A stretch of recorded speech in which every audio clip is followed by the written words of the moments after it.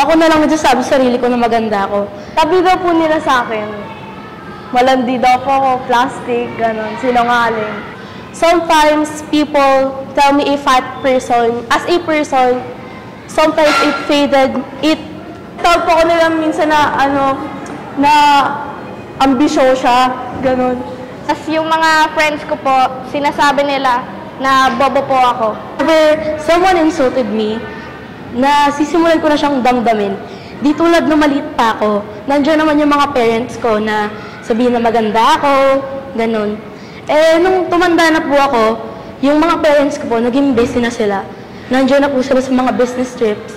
So, ako na lang po yung ako na lang nagsasabi sa sarili ko na maganda ako. Pinag-uusapan po nila ako behind my back. Tapos, minsan iniisip ko sana, di na lang ako nabuhay sa mundo, yung gusto ko na magpakamatay.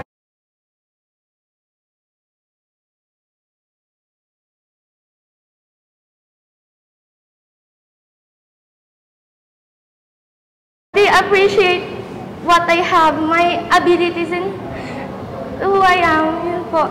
Proud po kayo sa sarili. Dapat binababa yung sarili ko.